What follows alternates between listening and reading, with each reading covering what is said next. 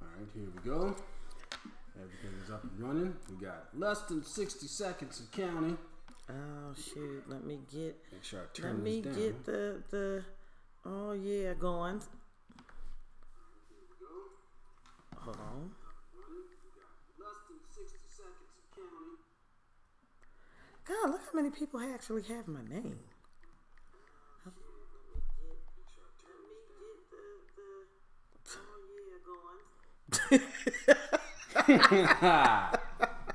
That is so stupid. We are just That is so stupid. so nasally. Okay, here we go.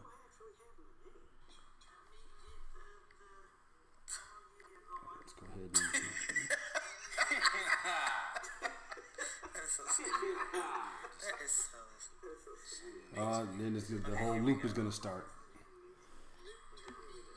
Aren't you ready? One second. Copy link. All right. This needs to be muted.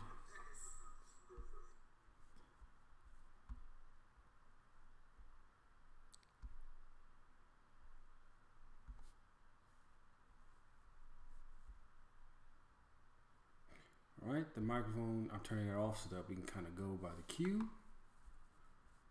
Oops. Try this But they again. can't hear it on YouTube. What we listen to just look like it's dead air now. Yep. I know.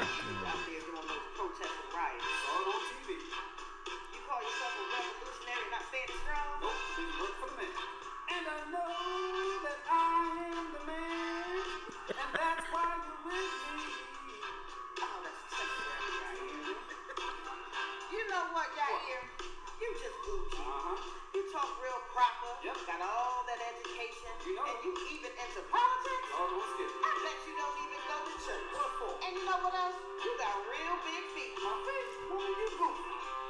Ooh, I'm a brother. You think you a brother? I know I'm a brother. Skin's brown, hair's black, teeth is white. That's why you love my smile. I know you do. You really like it. You think so? And ooh, I am the man on this side of town. It's always embarrassing. That's always embarrassing. First of all, it's awesome. 99 is a beat in our new show called The Know. I am your host, Javier L, and your hostess, Nadia Mazzado. Welcome to our little world. Get ready, because here we come. All right, technical difficulties once again. There we go. We just fixed it. All right, welcome to TKNN Live and the No News Network on 99 The Beat. Shout out to everyone. We just want to give you kudos for actually tuning in because the Super Bowl and the football season is now officially over. That means no excuses. Exactly. No more excuses. You can actually tune in. You can give us your criticisms. You can give us everything that you feel you have to speak about, so that way we can interact with you and actually help you on things that are really conducive other than football. Check it out. Today is going to be one of those days because we're going to hit on a multitude of concepts. Today we're going to be dealing with unacceptable actions of parents, the little sex doll craze, and the perverts that are amongst us that we are kind of ignoring. Mm-hmm. Sorry, I'm just checking out on making sure we're live and you guys can hear us on 99 The Beat. So it's going to look like I'm multitasking a bit, of course, on our live feed.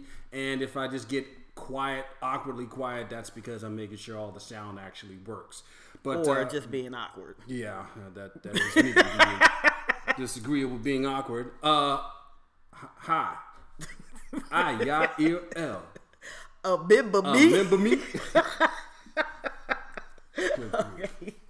Well, I think one of the first topics that we're going to talk about today is my husband put out a Facebook post with an outrage about the discussion actions of a mother that was recorded of walking away during a draft. Yeah. Well, okay, this is what took place. Apparently, there was a young man by the name of Jacob Colins who had to make a decision between Tennessee, Alabama, and Florida football programs. And during that particular time, he went into this particular discussion or this announcement stating that it was a very hard decision for him to make. And as he gets ready to make this decision, rather than choosing Alabama, he chose Florida. And then what happened is during this particular taping, which was actually on national television, ESPN, so to speak, ESPN actually, everybody made this reaction like, yay! And then they stopped, realizing he chose Florida over Alabama. It was at this point that his mother got up, went off to the side, and walked in front of the camera looking at him as she left off. And the commentator was asking and said, well, who was that left? He said, that's my mom. And then you saw him dip his head. So afterwards, he addressed, the audience and his crowd of followers about his decision, and he starts breaking down crying. Oh, that broke my heart. It was terrible. He started breaking down crying, and then out of nowhere comes Mom, and Mom gives him this hug, and everybody claps, and everything is all copacetic. It's fine now. Everything's it's fine. The damage that she did with her betrayal was mitigated by a simple hug. And not that this was on national TV. I mean, it would have been worse if it was on national TV, right? I mean, right. It would have been not worse if it was on national television, Sports Channel Network. And of course, Twitter, went ballistic about this, and I think rightfully so. But here's where it became a problem. Okay. There were people that came out in her defense saying that she was concerned for, her son and his gang affiliation and activity in that area. And that's why she was so angry, and she got up and she walked out on him. So, in all essence, this mother was really having these hopes for her son to get out of that state. And basically, to start a whole new life outside of that type of influence, if that's what's being reported.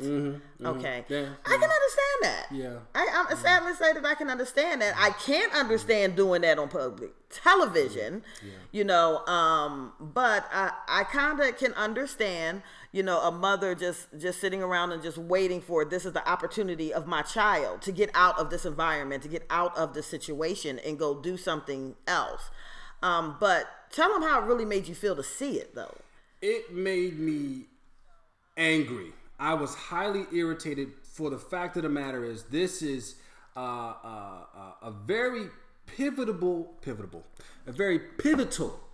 point in this young man's life, which is a life-changing decision. And this woman who, provided for him and gave him all the things he needed for this program and encouraged him to play football and did all these other wondrous things that people are talking about, got up and left. And not just left, unaware of the camera, got up and walked around in front of the camera. She didn't leave discreetly. She didn't leave, out of disappointment. She did not show me that this was someone of a concerned parent. Normally if things like this happen and this is a mom in which, all these emotions have come about and he makes a choice that breaks your heart, you start crying. Because if this young man is your heart, if this young man is your son, your flesh and blood, you know what he has gone through, you know what you're trying to get him away from, you don't get angry and then up and leave and walk in front of a camera for everyone else to see and then stare him down on the way out. Your heart breaks. Your heart weeps because you're the nurturer of this child. Absolutely. But the adverse happened. Okay? Now, here is my opinion.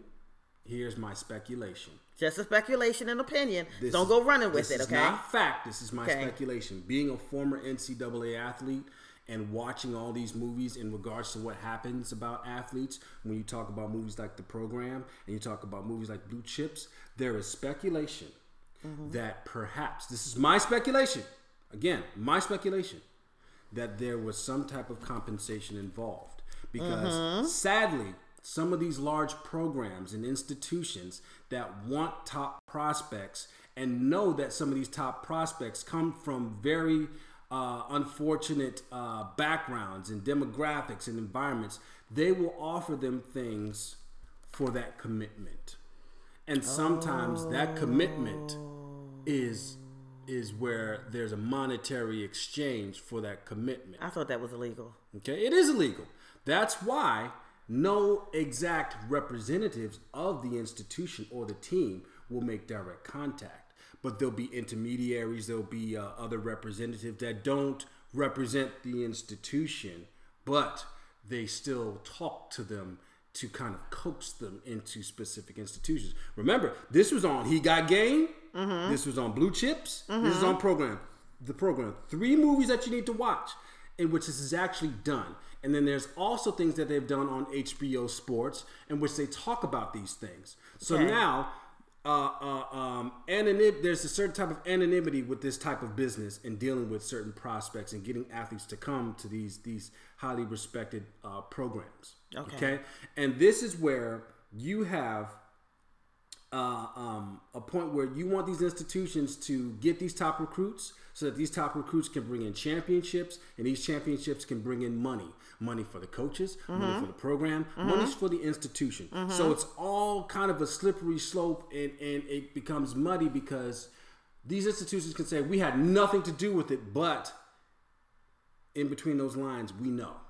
So are we saying that there was a possibility that an institution or an affiliate, approached the mom, told the mother to kind of coach the son to go into their institution, and everybody was expecting it, and at the last minute he made a different decision, and now the mother's responsible for possibly giving that money back? Or is she just responsible for not receiving it and then messing up her entire life and all of the plans that she had made to spend that money? Yes, I believe so.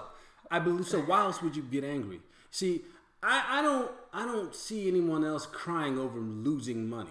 You get pissed when you lose out on money, or you have the potential to make money and it just absolves. Okay? I see. Now you have to remember where this demographic is coming from, or where this environment is. When you have people that are cash strapped for money, or they bet on something, or they're wagering something, or they give you a promise in which you're going to get money, you don't start crying when you don't get your money. You get angry. You want your money. Right. Right? So now that's where I started to speculate this particular action, because again, it could have been all 3 institutions. It could have been more than just 3 institutions that were offering some type of incentive. And it just so happens that one of those institutions offered the most lucrative incentive. And then when he did not commit, everything goes poof. It's gone. Gone. I got a question. I mean, even if that was the case, what would give the mother the right to dictate what goes on in life with her son after a certain age anyway? Because she paid for a program, she paid for the funding, she encouraged him to play football, she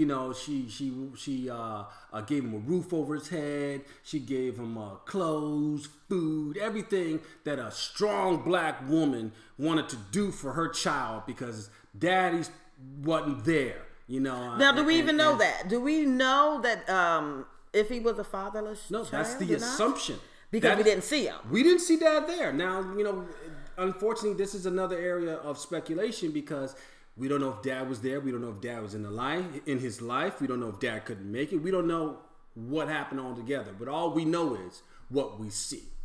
And what I saw was a mom who supposedly loves her son so much get up and abandon him at the most pivotal points in his life. Made me want to spin around. Where he needed her the most. Yeah. And you can't tell. Unfortunately, from what I read with the tweets, it says, well, she acts like this all the time. Man, that's just mom.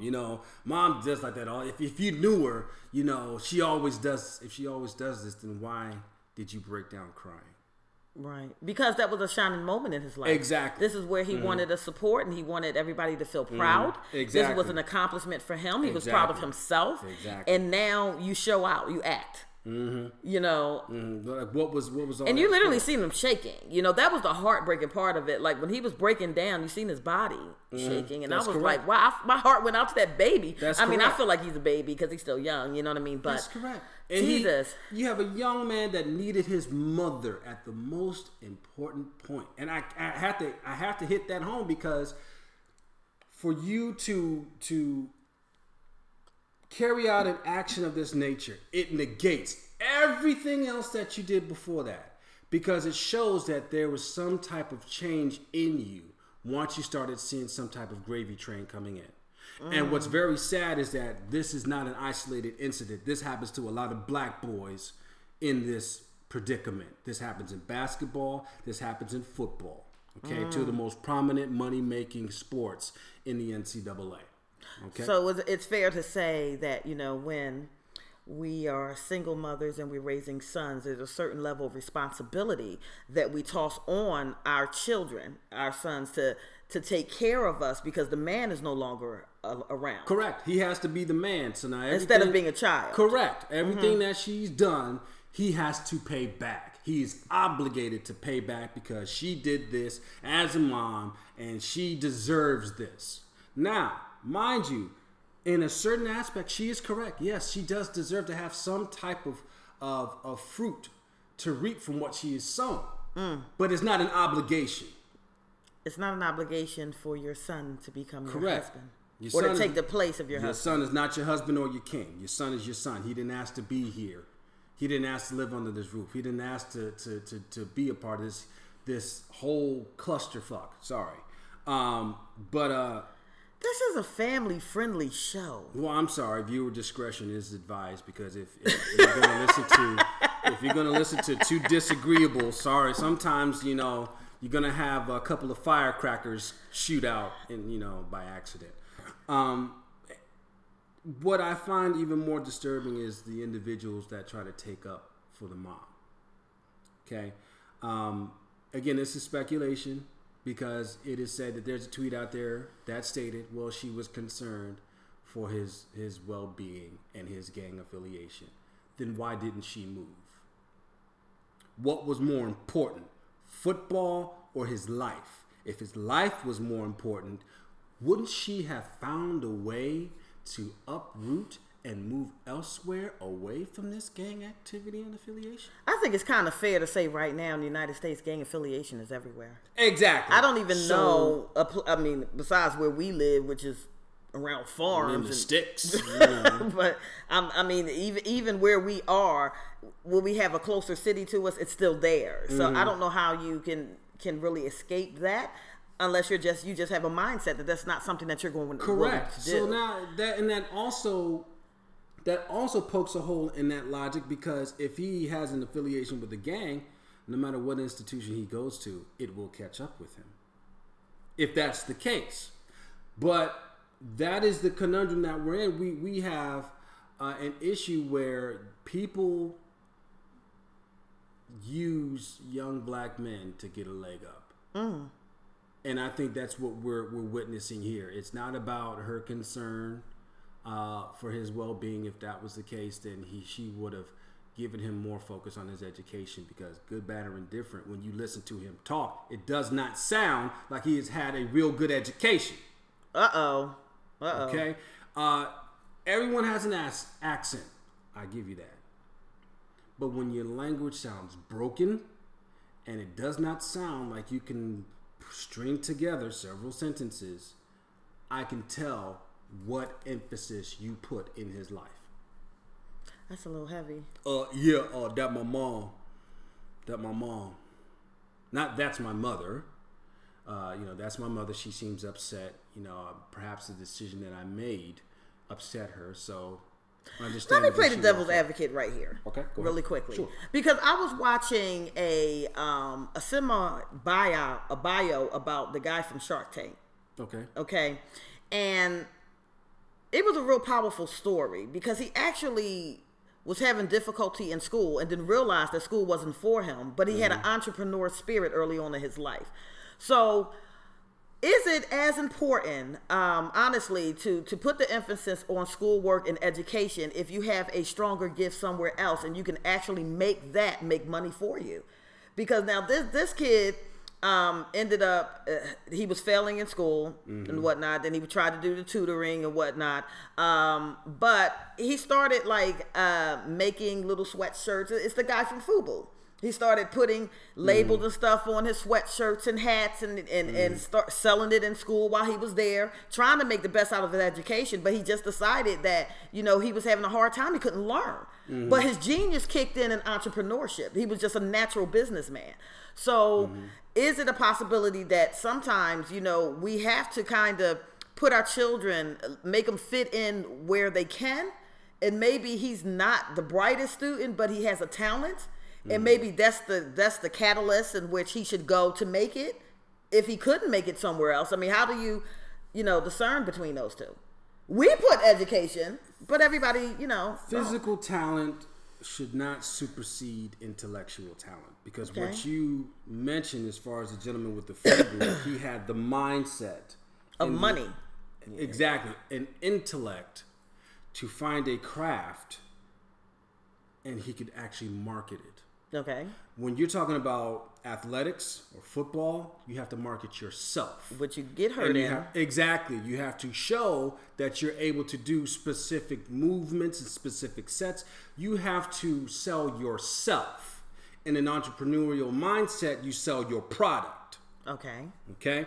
So now, physical attributes and physical talents diminish. Over time they do. And sometimes quicker than they even get started. Correct. And do you know that if these NCAA athletes get hurt, they can pull their scholarship? So now, here's another conundrum. Say he did commit, and then the incentive is exchanged. What happens if he gets injured before the season starts?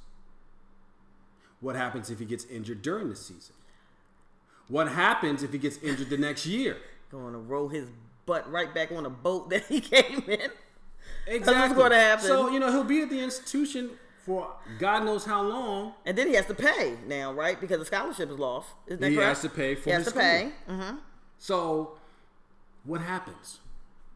So, you have this pipeline effect where you say, okay, now I'm going to go to college and I'm going to play a few years of college and I'm going to go pro. What happens if he doesn't go pro? What happens if he has 2 mediocre seasons and he goes nowhere? What happens? Semi-pro, playing overseas. I know some people do that. All of that takes money. They don't have to play here pro, but some of them go overseas. That works in a basketball setting. That's a little bit more lucrative in basketball, but football is a little bit more difficult. CFL's difficult. I've had friends who went semi-pro, and if you are doing semi-pro, you still have to market the actual team. You have to be able to sell tickets. You have to go to practice. You still have to find a way for you to be a benefit to that particular semi-pro club. So if you're not able to produce on that level and that entrepreneurial mindset for that semi-pro team, what happens to you? Then they'll put you on waivers. And when you put on waivers, you can't go anywhere. You can coach? You can coach. Hey. You can coach. I'm just trying to make lemonade. You can coach if you know how to talk and speak to people and communicate what you've learned. But if you can't talk worth a lick, how's that going to help? What you do, you make the L route right here. Take the L route and take 5 steps and cut in. No. How can you, if you don't know how to properly put together a sentence that has a noun, a verb, a predicate, adverb, a period, a punctuation, you cannot communicate to some of these kids how to properly run a route or how to read routes or how to communicate to your teammate on how to do things. No, you have to get out there. You have to show them how to do it rather than communicating. Beloved, in all honesty, some of these kids can't even communicate with themselves. I mean, we are starting to talk right now through emojis. So I'm sure that somebody with broken English or run-on sentences still have the ability to communicate with these kids. It's becoming an idiocracy. I mean, so I don't know if that's necessarily going to stop him. He can draw pictures. Some people can't even read pictures. Oh, what did that mean? What did that mean, Coach? What did that mean, Coach? Oh, Jesus.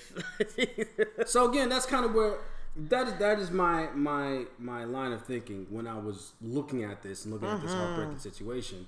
Money was involved, and we know that the love of money is the root of all evil. The love of money will make you get angry at somebody that you love versus your heart breaking and crying for them. See, and that's so family, when you guys go out there and you look at this clip, look at the body language. Look at the face. Look at the faces. Listen to the reaction. See what's going on versus what's being said. Because when you look at Twitter, sadly, Twitter can become a big fancy telephone game where somebody could have been, well, the origin of that message was, she's concerned. And then all of a sudden, 400 or 500 people later, oh wait, man, she was really concerned for her son because her son was involved in gang activity and she was so admirable to do this. And wait a minute, did you say the son was involved in it or was around it? That's what I'm saying. That's what we're hearing. What we're hearing is the mom was concerned for being affiliated with the gangs or in gang activity. However, the original message could have been something completely different. He's not going to have time to do all of that stuff. You can't. Again, think about what's being said. If you're saying he's involved in gang activities, if you're talking about being a top prospect in the NCAA, a top prospect as a wide receiver, you have to learn routes. You have to study games. You have to put together film. You have to make sure your grades are on point so that they can accept you. You are too busy trying to make sure that your portfolio is pristine for these top-notch institutions. So how in the world do you possibly have time to be affiliated with a gang? And here's the thing. If you're affiliated with a gang and these gang members know that you have the potential to be great, they see you as a cash cow, so they're going to tell you, take your ass back home and learn these routes. Okay. So something is not quite stirring the Kool-Aid in this case when you try to say it's okay for this mom's actions to do this to her son. I can't. You get no disagreement with me here. That's just my take. That's my route. Again, you guys out there, audience, you might have a different perspective, and we would like to hear it. We would definitely like to hear it. You know, we're looking here in the chat room of 99 The Beat. Looks like no one's saying anything. However, we will say hello to Felicia. Trina. Trina, hi. Heather. Olivia. Avant. Make a good love. Hey, you go get Jamie. Vicky. Bianca. Tiffany. Lyrical Lines, the first lady of 99 The Beat. Thank you for this opportunity once again. We love you. And the game. Go ahead, envy me. I'm Raps MVP, and I ain't going nowhere. So you can we love you. We want to make sure you guys can hear us. Can they hear us okay? Yep, they can hear us just fine because we can hear ourselves ranting on the radio. All right. Well, I'll tell you this. That was Beloved's rant for today. And I support that rant because I did see, that boy's heart break up there. And I thought it was worth talking about, you know. And now we're going to head into my rant for today. Okay? Oh, and my rant for today has everything to do with black people sharing and spreading a video of a 4-year-old girl that is performing an oral sex act. Jesus Christ. On a grown man. Jesus Christ. And how this video, some kind of way, ended up becoming viral. And there was little to no public outrage about it.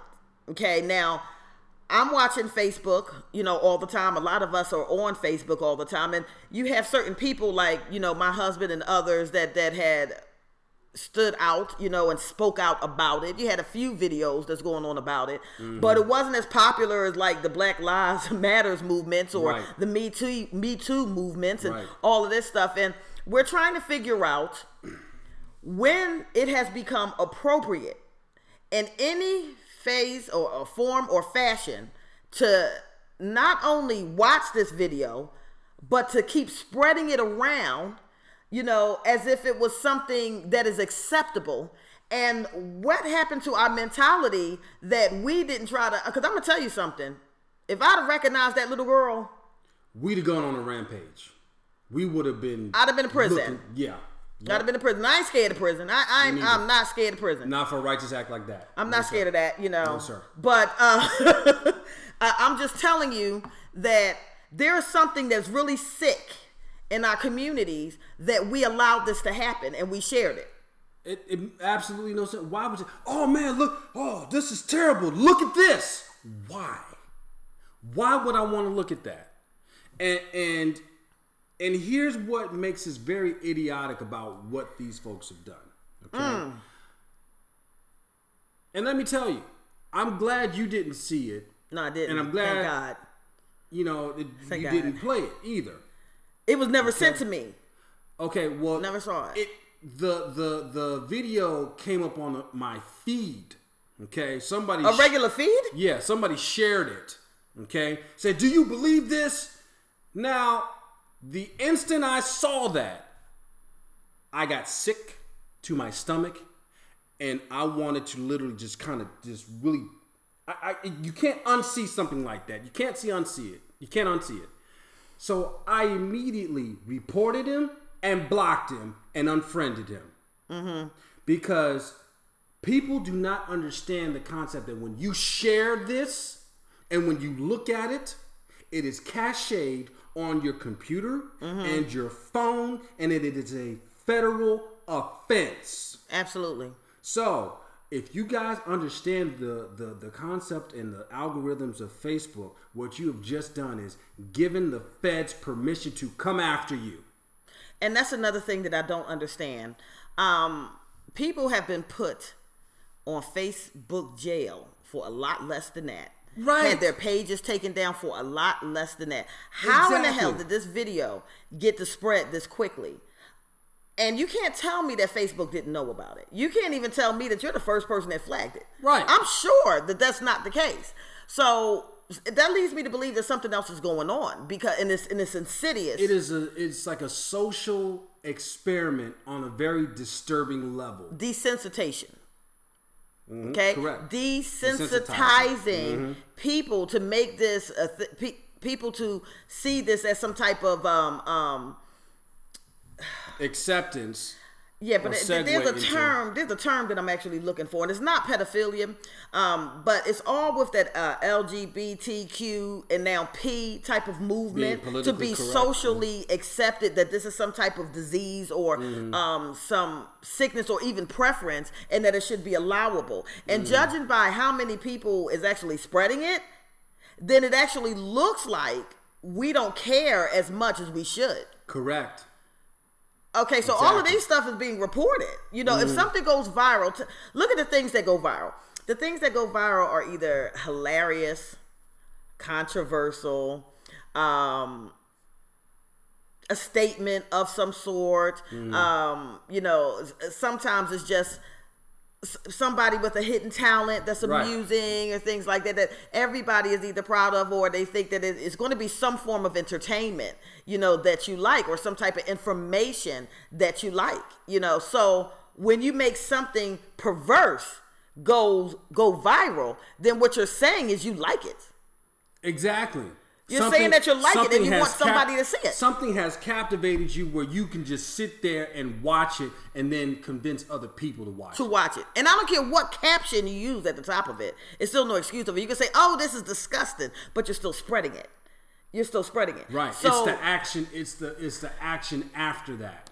You know, what action did you perform in order to stop this? Because sharing it did not help. No, it didn't.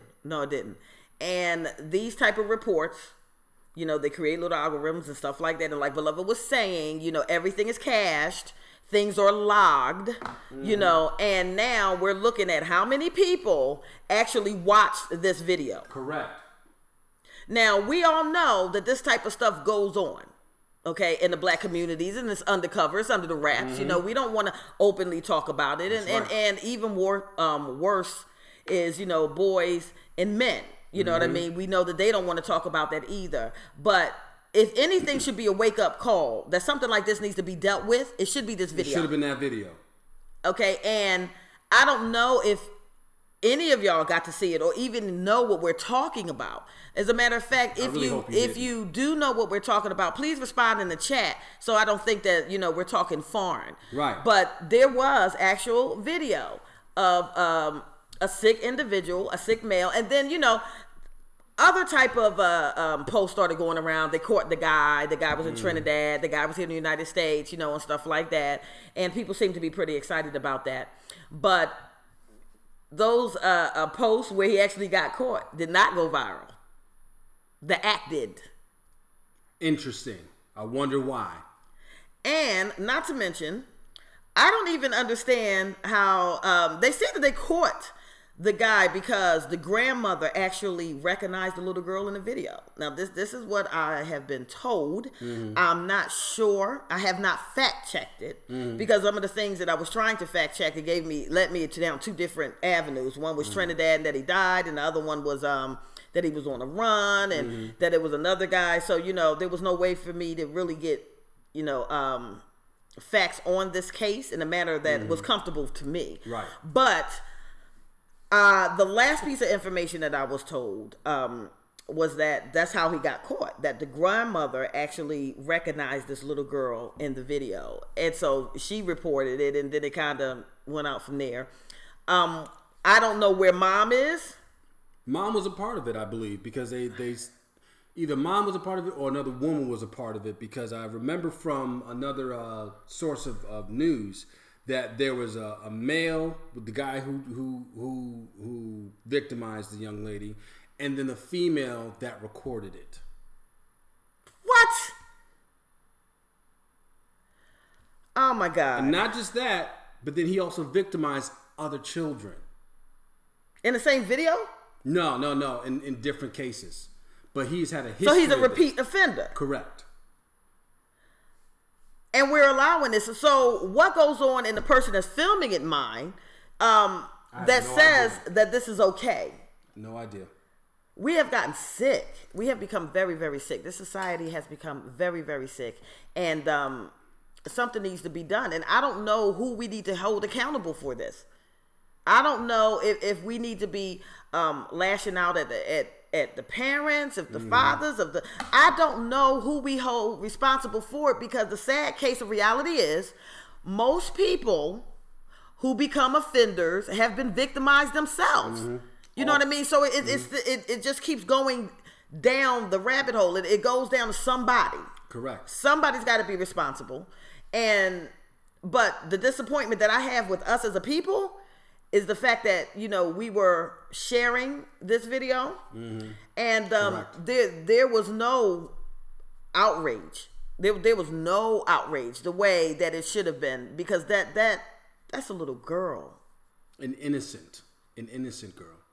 And I had to trying to place myself in the view of someone that might have been related to this young girl. If I'd have seen that, I would have gone after him the instant that happened. He probably would not be alive. That's right. Okay? Because things like this, and you wonder why certain demographics actually succeed in certain laws, because when you see some things that are viral with men that have been stabbed with hundreds of knives or people being set on fire, because they have done acts against humanity that deserve death. Anytime you corrupt the innocence of a child, that is worthy of punishable offenses against you. And it's one of those situations where I would be willing to take the law in my own hands. I'd be willing to take the law in my own hands. And they'll ship me off, you know, to a female prison. And you won't even recognize me when I get there, because I'm going to have my hair and cornrows going to the back. I'm going in there Queen Latifah style. I'm going to tell you that. And I'm going to act crazy while I'm in there. You know, I'm going to act crazy while I'm in there. I'm going to be the one that's over in the corner while everybody's sitting around. in the yard or out there eating their lunch. I'm gonna be over in the corner just practicing kung fu moves, just on my own, tiger style, just tripping in there. They're gonna be like, "Damn, that chick is crazy." I am. I would not even be crazy because in my case, you know, in prisons, in penitentiaries, men in those penitentiaries have a actual sense of justice. What you in here for, Holmes? Man, kill the pedophile. All right. You got it. And that's it. Yeah, well, I got my own little strategy. I'm going to be over there in the corner by myself, okay, practicing kung fu moves. Exactly. Okay? And that's how I'm just going to ride my time out. I'm just going to be alluded to all the way. And if I get tested while I'm in there, I'm just gonna be like, you're tested. Then you come out running the whole thing when you get out. I'm like, no, you know, I got a girlfriend and she ain't here. I'm faithful to her. She's always all is well is all. It just called a day, but I will. I mean that's just absolutely crazy. And perhaps that should be another topic that we discuss. You know, what crimes are so heinous that we should make the cognizant decision to take it into our own hands? Rape, no matter what type of gender is involved. Pedophilia. I don't know, senseless murderings like serial killers or something like that. Just wickedness. You know what? And you want to know what's gangster about that? Because I remember there was an incident in which a man took justice into his own hands, and he found out that his daughter was being raped by a man. My man patiently waited. Oh, at the airport? In the airport. Yeah, I remember that. He had a revolver in his hand. He shoot. My man walked by, bow, right in the head. Gangster shit right there. And you know what? He got probation. That's all. Probation. That is taking justice into your own hands. Because the reality is, you know, sometimes you can't trust how the law is going to do things. Sadly. You know, and sometimes the sentencing you don't feel is justice. Yeah, is justified with the crime. And everybody knows there's a little bit of leniency with somebody that's a first-time offender. You know what I mean? So it's not like that they're just going to automatically throw the books at them. That's right. You've got to be somebody that's been sitting around eating people for a while. You know what I mean? Raping and kidnapping them and storing up, you know, body meat in your freezer, and even in those cases, sometimes they just send them to the loony bin. All the times they don't even get prison time. All you have to do is plead like you're insanity, or they say that you're unfit to stand trial. You got a good enough lawyer, you can get out of that too. That's not justice. So, you know, some people want some real justice, and, you know, I'm one of them people. I think that certain things would require me to take justice in my own hand, and I'll just, you know, deal with the consequences and repercussions. Locked up, won't let me. And that's just what it is. So, you know, and okay, this is going to be, we done got the seriousness out. Okay. We find it sickening with that little girl. Absolutely. We're challenging you, as the listening audience, to really think about and process what it is that we said and what is wrong with us to want to share that type of video. Correct. And if you know somebody that might be, you know, I don't know, maybe you even know somebody that has a little fetish for children, you know, and you've been trying to help them, or somebody's close to you, might even have somebody in your family that way, you know. I would encourage you to make them seek help, because some of these things just don't get dealt with. They never see any type of help about it, and it just perpetuates into something very ugly. And you can take something beautiful and just ruin it, you know. And there's no telling what this little girl is going to grow up to be like now, unless somebody is there to actually nurture her and teach her and go through therapy with her and try to rebuild her life, you know. And chances are, I hate to say it, but being as though that child was in that situation anyway, I doubt if it's going to come from her family. Right. Because why I really don't don't. her family notice this? or know what was going on. I didn't know what was going on. Why? Why didn't you know? Yeah. There's a certain sense of duty to your own family when you know somebody is jacked up in the head. And you know it. Even if you can't put your finger on it, that's where you have the obligation to exercise due diligence and observe this individual. And then try to get them help. And if they have done it, then you report them and you put them in the system. Sorry. Because who's to say that you've just saved the innocence of several other children? Mm-hmm. Mm-hmm. Absolutely. So, with that being said, I just want to move on to the next topic that we're going to be discussing today. We've gotten those two sad ones out of the way. Mm-hmm. And before I even go to that topic, there's just one more thing I wanted to hit on with that one. Sure. The parents obviously was not, for them to say they didn't know that this was happening, was not paying attention to that little girl. Mm-hmm. Because children start acting out sexually when they've been experiencing, any type of sexual behavior. Mm-hmm. And even if they can't verbalize what it is that they're experiencing, you will see it in their behavior. Right. Certain actions that they take. A child can always tell an adult something is wrong with them, even if they can't speak. Mm-hmm. So I just believe that certain things have been ignored. That's right. Or either protected. But, we have to make sure that this new generation, we got to do better with them as far as training them to be good parents. We just got to, and protecting our youth, we just got to do a lot better. And a lot of you out there are a lot younger than us, so we're just hoping, that you're heeding our words and that you'll be better parents than some of us were. Some of us. Mm-hmm. Okay? Yep.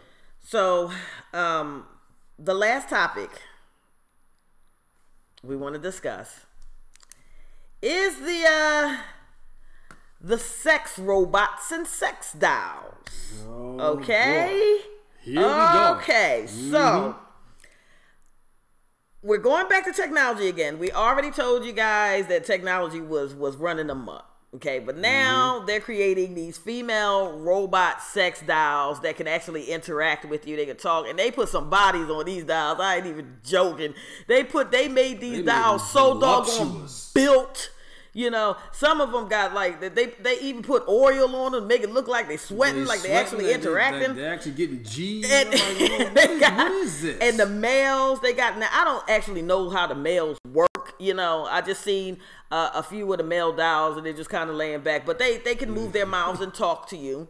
And they have apps that come along with it where you can actually train your doll to be social with you. They have apps. Yeah, they got apps. You can interact. You teach the doll. You start teaching the doll what you like and stuff like that and ways to communicate. And it has been like this big thing where, now the men are kind of running with this on social media. Like, hey, black women, y'all better act right because y'all be replaced with these dolls. And, these dolls, and the black women, get yourself together. These dolls are, and for some reason that's supposed to incite a lot of fear in black women that now we got to kind of settle for anything that we get because we don't want to be replaced by a doll. Mm-hmm. Interesting enough, dolls been around for a while. Mm-hmm. They haven't been able to talk, but they have been around for a while. Yeah. It ain't never stopped no thirsty Negro from coming up in anybody's face, period. So I'm not even concerned about that aspect of it. But I do sometimes get concerned that we're getting too far away from reality. Mm-hmm. And that, when we saw an HBO documentary with a black man who lives his everyday life with his doll. With his doll. Dresses it and yeah. I mean, every day. Every day. Sits with it at the dinner table, takes it out in public, takes it shopping. You see him French kissing it, the poor thing just kind of sitting there like that. And to him, in his mind, that this is like a real thing that's going on. And he's so detached away from reality that he's literally invented a world within his own world where it's just him and this doll exists. He can't relate socially to anything that's flesh and blood. And not only Can he not relate to anything that's flesh and blood? Now, another woman doesn't have a chance with him now because, number one, she ain't going to be able to relate to that type of craziness. Right. And number two, no black woman's going to share her man with anything. You know, I don't care what it is. Half the time, we don't even want to share our men with their hands. You know what? Why would he need one anyway? You know, he's got a significant other. It don't complain. It don't eat. It don't fart. It doesn't make any unusual smells while he's asleep. He's got. He can't get pregnant. He can't get pregnant. You know, maybe he is in some crazy sort of way, form or fashion, onto something. Well, I'm gonna tell you what. And then this is going to segue into something. This is what I'm getting ready to say is going to be very controversial. Okay, what I'm getting ready to say to y'all is going to be very, very controversial. But I'm going to say this. If we're going to manufacture these sex dolls, y'all need to send them to prison. Okay? Now, I think that the two things that the penitentiary needs to have is weed and sex dolls. Okay? And I think you will see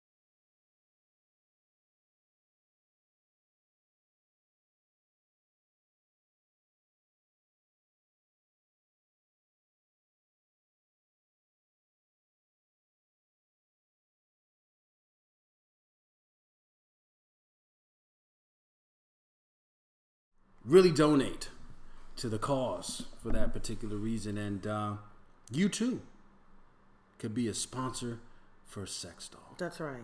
That's right. That's right. But I'm going to get back to the logic of this one here. Okay, so depends. People that are doing life, okay? Everybody knows, or anybody's ever been in a penitentiary or the prison knows that it can be a very violent place. You got a group of men that are grouped together, no outside release, no outside communication, just balled up testosterone. They're angry at the system. You know, they're angry at the people that turned them in. You know, they're treated like animals. You know, this is not a place for a human being. And they call it correctional facility, but they're not correcting anything. Okay, and a lot of times people actually come out of these prison systems a lot worse than when they were when they went in. There's certain things that prison can teach you that you don't even learn in the street. And so, you know, but they want to keep you there, and they turn a blind eye to a lot of the aggression and stuff like that happens in there. But I'm telling you that if the prison system started sponsoring weed and sex dolls, you would see a lot less violent going on. That's true, though. In the prison system, you see a lot of good behavior in there. You know, if you know, that's a part of their little commissary. Oh, you had great behavior today. All right, well, please turn in your ticket. All right, you're gonna have a nice little time with Bianca in this particular room over here. Okay, you got about 30 minutes, and then after 30 minutes, make sure your doll has been cleaned out with all the necessary orifices. And so bring it back in for sanitation, and then go back to yourself. I don't think that they should share a doll. I think that everybody should have their own doggone doll. You know, and you know, especially the ones that are like in solitary confinement, because there's something about, you know, being in solitary confinement that can mess with your mind just a little bit. You know, and that man might actually start changing his life around because he's afraid of failing the Britney doll. You know, and you never know when he's, you know, sitting alone in that room and he's getting ready to leave, and then he goes, "What? I am getting myself together. Brittany, I told you it's going to be different this time. I'm not just going on the yard. No, I'm taking classes. I got a job. It's going to be different. It's going to be me and you. What? You don't trust me?" And this whole thing goes on in his head. And then he actually changes his life around because he wants Britney. He wants to he wants to be approving of his sex doll. Right. So he is subconsciously turned his whole life around. That's right. For an anatomical object. Yes. Or I'm sorry, not an anatomical object. His life around. Anatomical object. You see what I'm saying? And because she knows his name, start talking. Now, because check it out. It's not like this is the first time we've seen or heard of these type of concepts. Right. I mean, you had that movie Castaway where he had Wilson, which was doggone soccer ball, and then you had I Am Legend. You know, he had his dog, and then he kept trying to talk to the dummies. Talk to the mannequins. He had Fred. And and that's what I'm saying. So, you know, that you get and what I meant by weed, I wasn't even so much as talking about just sitting around smoking it. I'm talking about it comes through the vent at a certain time of day. Like, you know, if it starts getting, like people start getting aggressive or something like that, they push a little button and marijuana smoke just comes through all of the vents. And it gets real cloudy in there. And then, you know, once the smoke clear out, everybody just chill. Because you don't know no violent potheads. Right. I don't know any violent potheads. Man, what were we fighting over? Man, I'm sorry, man. You hungry? I'm gonna go to my commissary real quick and what? So Brittany's calling. So they all mellow for they're mellow for a while. Like, it's getting rowdy again. Weed. Now the ultimate disrespect though, like if you do have beef with somebody in the prison system, is another guy like smacking your doll or something. Like what? What? I got your doll. Ooh, look, I got Brittany. And smacking the boobs around. Look, see that? There you go, Brittany. You want me to do that to Brittany? Oh no, he can't do you like I can do Brittany. So now they're all fighting over sex dolls. That's where the weed comes in. See, this is what I'm saying. Because wait a minute. What's that? They can put a packet or a gas canister of weed in the sex doll. So when they make love to the sex doll, they exhale weed. So not also are they now not docile. Now also are they now calm in that interaction, but they're all laid back for the next few hours. Yeah. Yeah. See, maybe when they squeeze the boobs or something, or grab the booty cheeks. Y'all or something, have got to look these dolls up. Then it exhales weed right to their face. Anatomically correct. These dolls are. Or wait a minute. Here's another idea. There's the cannabis or the cannabinoid oil to get onto their skin because the skin is porous. So if they're grabbing it or whatever, they get it through the hands, and then the hands absorb the cannabinoid oil, and then they mellow. Dang, man, we missed it. We missed it, beloved. We missed it, man. We missed something marketable right there. Maybe we should go on Shark Tank and give them that proposal. Like, this is what we have, and this is going to cost like $2,500, but this is the Britney doll. And the Britney doll is infused with cannabis oil. Okay, so, no, we're going to ship these off to prison. This is going to be for prison. This is not for mainstream consumption. It's going to be for prison. This is for prison inmates. Right, you know, let them live a little. I mean, Jesus Christ. And you know, the dolls will turn their lives around. You know, some of them, I mean, they won't rape. Okay, I mean, you have some type of release. You won't rape. No, and then you know when you're high, you know you seem to get philosophical and analytical. Right. You know, you start talking about some real stuff. You never know. You can be in prison. Like, you know, why are we even in here? Right. Because this is injustice and this is the man. Or suddenly the prison becomes a high philosophical institution of learning. There you go. Oh man. I'm just saying. So that's I I can't stop the production of these sex dolls. I'm sure hoping that people won't be perverted with them and start living in an alternate reality and deciding that this right now was going to be my wife or my husband, as sick as that might be. I mean, hey, whatever. But I do say that if you can't stop it, if you can't beat them, join them. And if you're going to join them, send them where they need it. And be the most productive. Right. Send them where the deviancy has a potential to be very devastating to the individual. Snoop said the sex doll is a waste of money. But some people need it. And they need it in the pen, Snoop. That's where they need it. Hey, man, we might have to make some type of investment or something like that and to say, hey, you know, certain people just propose it and say this is what prevents other men from being victims. There you go. So now that's kind of the conundrum we're in, because in regular society there really should be no need, especially when women outnumber men. Right. That makes absolutely no sense. Some of you men just have to step up your game a bit and get you some real women instead of just retreating into your hole with this sex doll.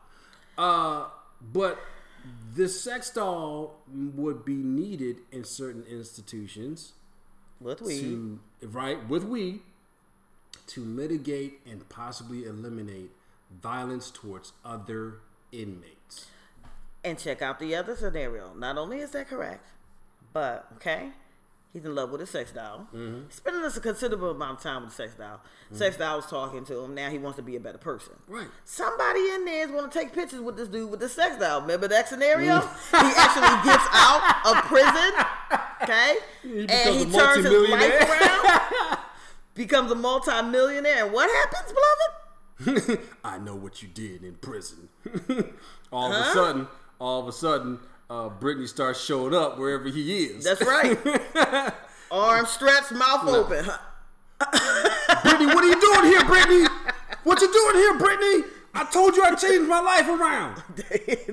Okay? Nicole came back into my life. What you want with me, Brittany? Meanwhile, two of his friends that were in the penitentiary were just messing with him and putting a doll wherever he is and have him out there this whole time and showing him pictures, just messing with his mind. There you go. There you go. You know, but like you said, men for being victims of being raped and stuff in there and need that type of release, then I just say go for it. If y'all going to start doing that and mass producing sex dolls, send them there. Put them in the right places. Send them there. Not for the people that don't need it. Let me know if you agree or disagree, because I think they need it in there. You know, I feel sorry for people that's got to spend the rest of their life in Indeed. You know, and some of them don't get conjugal visits. Some of them do. Some prisons do. Some prisons don't. You know, prison. Yep. And they literally start to live a totally different lifestyle in prison than what they would outside on the street. That's where you get a lot of this down low activity. Correct. Okay. Correct. And so, you know, I mean, I think that would work. And plus the dial can communicate now and sitting around and Ray, how are you today? Ray, how are you today? Or, ooh, I mean, love you, Ray. What's in it? Surrogates? I love you, Ray. Or what if, like, you know, somebody on the outside has the same app and then they can kind of log in and then put in a new little word system and say, oh, this is what happened to me. You know, it can happen. Yeah, it can happen, and it does. You know, and they input it in there, and then, you know, now Ray has Brittany with the diversified vocabulary. There you go. Absolutely. In the arms of an angel, will you find your remember, for $2.50 a month, you too can be an advocate and a contributor for sponsoring a sex doll. Donate to anelson9903@yahoo.com via PayPal today. If you really care, we'll see. We'll be checking it. We'll see. Life is precious. Buy a sex doll. All right, with that note, we are out of here. I'm going to end don't. I am out of here. For the penitentiary, not for other people. Yeah, let me clarify that. So that's going to conclude our segment of The No. And thank you guys for listening and being active. And once again, we thank Snoop Dogg, we thank The Game, we thank Lyrical Lines, we thank Tiffany, Bianca, Vicky, Jamie, Evelyn, Felicia, Olivia, Trina, Heather, and Avant. Thank you all for tuning in. Yep. We thank you guys for, even if you weren't able to make any comments, we just thank you for listening to us and giving us, an audience to talk to and kind of, talk to you guys about, what we feel is prominent in discussion, and I'm just filling an empty space as I go to our outro music. And again, if you guys have any comments, you can leave comments even after, we're done, and we'll continue to talk to you, or you can just contact us, talk to us, hit us up on Facebook, hit us up on 99 to Beat, and we have no problems communicating to you guys. We love you all. Thank you again. Once again, this is 99 to Beat. You're listening to The No and TKNN Live. We will tune in next week for something else. And if you have something that you want us to talk about, oh my God, for crying out loud, please, by all means, inbox us. Okay. Love you all. And this is TKNN Live, 99 to Beat, The No, signing off. I am your co-host, Yair L. the Disagreeable. This is the sign out that never ends. It just goes on the and music is on, on. friend. The music is on and it's playing. All right, this is Navi out the Disagreeable. We love you guys. Peace out. Gotta give him our tag.